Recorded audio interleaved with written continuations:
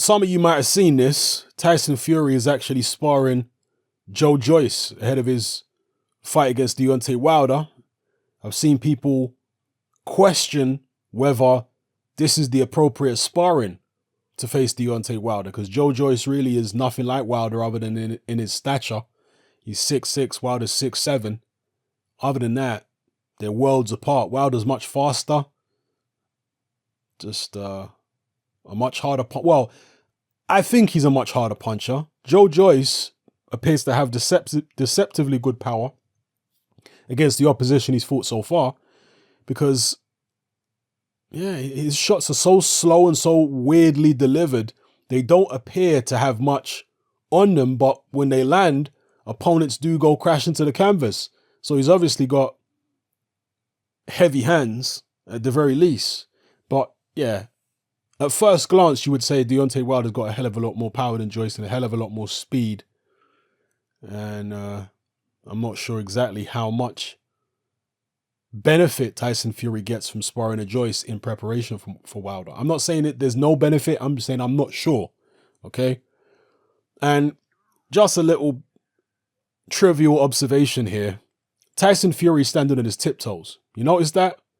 He often does this for some weird reason. Whenever he's face to face with an opponent, he likes to stand on his tiptoes. He did it after the Pianetta fight when Wilder got in the ring. Fury started standing on his tiptoes when he was face to face with Wilder. I don't know what that's all about. And he's doing it here again, standing on his tiptoes. And I'm sure the crazed Fury fanboys will, oh no, he's only doing that because it's difficult for him to put his arms around him unless he stands on his tiptoes. No, it's not. If he stopped being on his tiptoes, he'd be more or less the same height as these two. And if you're the same height as someone, you can still put your arm up around them. You know, this is something Tyson Fury does constantly, is stand on his tiptoes when he's face to face with opponents. But these are not even opponents. These are just sparring partners. So I don't know what it's all about. I just find it weird. Maybe it's nothing. Maybe it's Tyson Fury having fun, or maybe there's some subconscious explanation. You know, it's something going on in his Tyson's subconscious to make him want to do this. He's a very tall guy anyway. So why does he need to make himself appear taller? Is he, I mean, why don't he just go ahead and get himself some lifts like Vladimir Klitschko has? Because Klitschko used to wear special like lifts in his shoes. He's already 6'6", already very tall, but he used to make himself even taller by putting certain things in his shoes. They call them lifts, where they make you like 2 inches taller by putting these certain things in your shoes. Vladimir Klitschko used to do that. You go look at Klitschko's face to face with Tyson Fury, and Klitschko's like the same height as Fury, if not a bit taller, because he's got these lifts in. The same thing happened when he was face to face with Joshua a couple times, is he put these lifts in his shoes to make himself taller than Joshua. It's all psychological games, and maybe Tyson Fury is subconsciously trying to do the same thing. I don't know.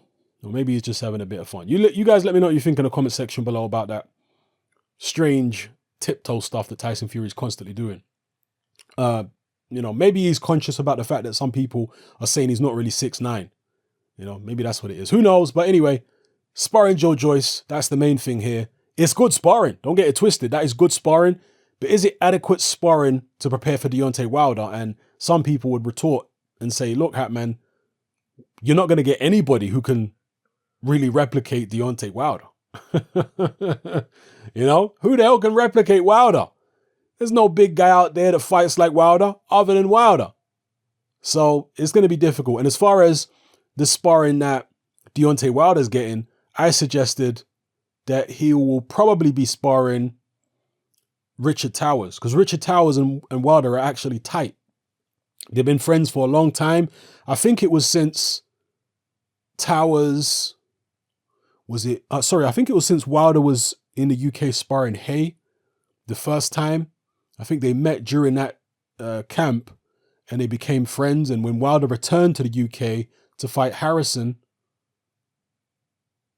they met up again and they were still, I think that was the chronology of the situation. So Wilder and Richard Towers have been tight. Now, Richard Towers is obviously nowhere near as good as Tyson Fury, but he is around the same height.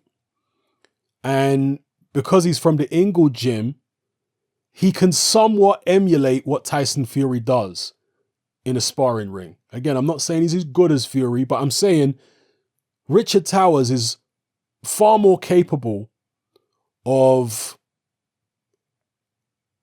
emulating what emulating what Tyson Fury does than Joe Joyce is of emulating what Deontay Wilder does.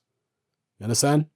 So what I'm saying is Richard Towers' Fury impression is way better than Joe Joyce's Wilder impression, or impersonation. So yeah, anyway, let me know what you think about the sparring partners that are being used by Tyson Fury.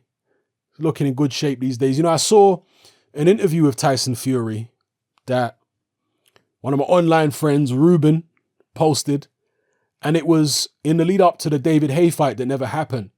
And Tyson Fury almost looked like a different human being. He looked in such incredible shape for that David Haye fight that never was. I think he looked in better shape for that than he did for the Klitschko fight. And it wasn't just his, body, even his skin, the way his face looked was just way more healthy than now. Obviously, you're going to look a certain way. You're going to look a bit fresher when you're younger. But no, he was glowing going into that David Haye fight that never was. So can he replicate that same kind of form now? We'll see. Let me know what you guys think in the comment section below. It's happening, I'm out. Join me on Patreon. I upload a minimum of 2 podcasts every single week, covering a wide variety of controversial topics, as well as live stream Q&A sessions. Take a look on screen right now at some of the podcasts I've produced so far. For just $3 a month, the equivalent of about £2 a month, you get access to all my new podcasts and my entire back catalogue of past podcasts, including my popular Confessions of a Nightclub Bouncer series. You can listen on your computer or on your smartphone or tablet by downloading the Patreon app from the Google Play Store or the App Store for free. The Patreon app also allows you to download each podcast in MP3. For less than the price of a cup of coffee, you get access to dozens of hours of exclusive content. It's easy to sign up, there's no contract, and you can cancel at any time. So come and join our community of free and critical thinkers by signing up with me here on Patreon today.